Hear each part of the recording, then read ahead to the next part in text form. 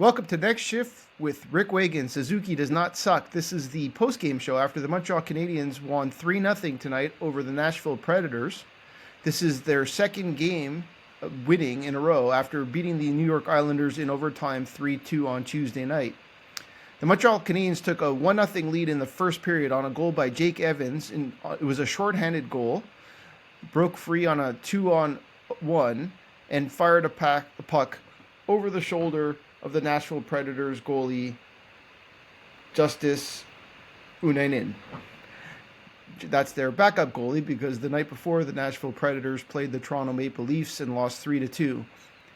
A team full of Stamkos, Marchessault, Nyquist, Yossi, Forsberg, a bunch of great players.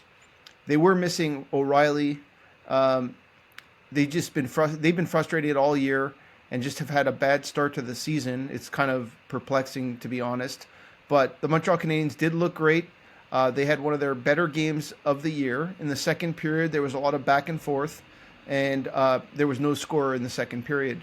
In the third period, there was a late 5-on-3 at the end of the second period, where it was with 2.6 seconds left, and so they took over to start the third period on a 5-on-3. The Montreal Canadiens power play, led by Laine Hutson on the power play 1, as well as Patrik Laine back after a serious knee injury in the preseason, played with Caulfield, Suzuki, and Slafkovsky.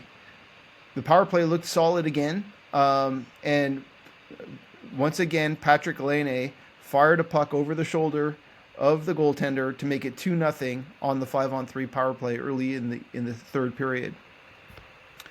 The rest of the way, it was a lot of pressing by the Nashville Predators to come back in the game. They had a ton of power plays. There was actually 5 in total. They also had their own 5-on-3 for over 35 seconds or maybe longer than that. To no avail. The Montreal Canadiens power penalty kill was 5-0. Didn't give up one goal. They are now the leading penalty killing team on home ice, and they're one of the top penalty killing teams in the league. Samuel Montembeault was a star again. He played a great game against the Islanders. He played even better tonight. He got the shutout. The Montreal Canadiens got an empty net goal by Yoel Armia. That goal was scored with 46 seconds left, and they shut down the Predators. Let's kind of talk through the game again.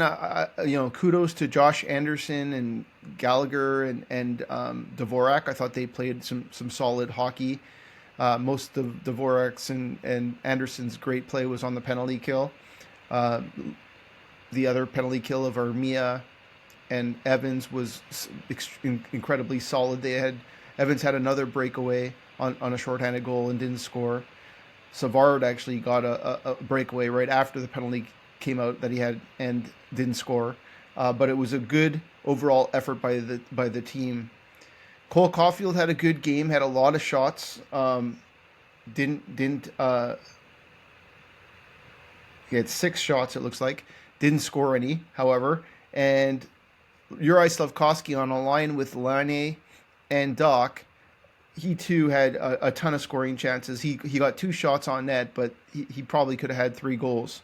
He played a solid game. Nick Suzuki got another assist. So did Laine Hutson. That brings Nick Suzuki's total to 27 points in 26 games. And Laine Hutson now has 17 assists in 26 games. He's still looking for his first NHL goal. Justin Barron had to come in as a late game addition as Caden Gooley was scratched due to some illness, apparently. Justin Barron actually didn't even do the warm-up. That's how late that cancellation was, or that change was. He looked pretty solid out there. He had a challenge. He had a really good opportunity in front of the net, a pass by Patrik Laine. Took a pretty good shot. It was deflected off the goalie's glove and missed the net. But all in all, he came in and did a good job. Kudos again to Laine Hutson, who got an assist, looked great out there. he is him. He's proving to be. He's going to be a superstar in this league. He's only 20 years old, and he looks extremely comfortable on the defensive side of the puck, head manning the puck, bringing the puck into the zone on the power play, within the zone, hitting players with crisp passes. He set up Caulfield on a play across the zone. It was a great opportunity. He didn't put it in.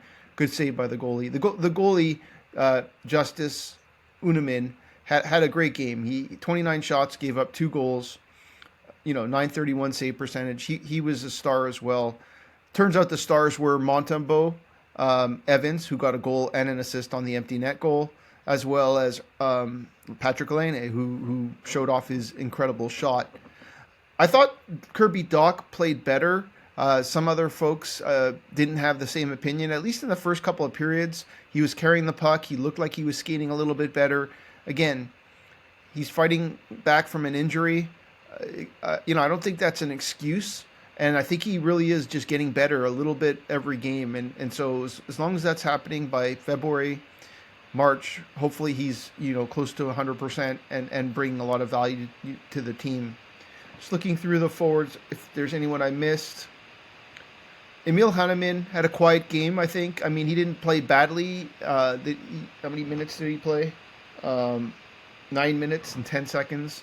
Doesn't get a lot of ice time on the fourth line, and when his line mates are killing penalties, he loses his space there. So, again, Alex Newhook didn't look like he did very much, but the first line looked good together. So, it's hard to pull him off that line, but he's just not producing. He has no assists, and I don't have all the games this year, so that's not too solid. And Nick Suzuki looked good. All in all, a good outing for the team. Kudos to Arbor Jacki. He definitely looked solid. He had one penalty, probably not the best penalty, although I think he helped stall a good opportunity from the other team by interfering in front of the net and taking an extra kind of whack at the guy. I think it was a good penalty, but all in all, killing penalties and using his body and making some good decisions. Arbor Jacki has been playing great. Jaden Struble was on the wrong side, playing right side today a lot of the time when he wasn't playing with Barron. Again, he was hitting everything that moved. Let me see the stat. Yeah, he had 5 hits. So, again, a good outing for the team. It was definitely one of their most full games, if you want to call it. From first period to from the first shift all the way to the end of the game, killing off penalties, playing solid defensively, having great goaltending, good offensive opportunities, some goal scoring. Can't ask for much more. 3-0 win. So that's 2 in a row at home. Montreal Canadiens come back Saturday night against the Washington Capitals. The Washington Capitals are up there in the league. I would call them, let me get their exact, I think they're first place in the Metropolitan, so they're playing some good hockey. If not, they're very close. And then they play Washington on Saturday. They play the Ducks, who are flying in from the West Coast on Monday. And then they play the Pittsburgh Penguins at home, who are flying pretty high right now. So they're going to be maybe catching them at a bad time, but we'll see. I mean, there's a few more games before then, and Pittsburgh did have some trouble in the early part of the season. After that, they go to Winnipeg, and Winnipeg had a great start to the season, but in the last 10 games, they've been mediocre at best. I think they only have 3 wins in their last 10 games. And then they play Buffalo at home, and then they have a home-and-home against the Red Wings, and then they play Columbus before Christmas. The Canadiens have a chance to get above 500 before Christmas if they just play the kind of hockey they played the last week or two. Other than the Boston Bruin game, and that was a back-to-back, they've looked really solid on the defensive side of the puck. Samuel Montembeault has been playing some great goaltending. And the first line and now a second line and a fully healthy lineup looks promising. So looking forward to the next game on Saturday. We'll cut this one for now.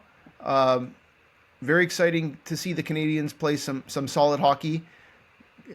I never said they'll make the playoffs, but this team looks like they can get closer to being in the mix, which is fun to watch. and the young players are progressing. You know, again, Doc and Newhook are probably the most disappointing ones at this point, but we'll see how it kind of progresses as the year goes on. Patrick Laine with a goal. Suzuki didn't suck. This was Next Shift with Rick Wagan. Talk to you guys soon.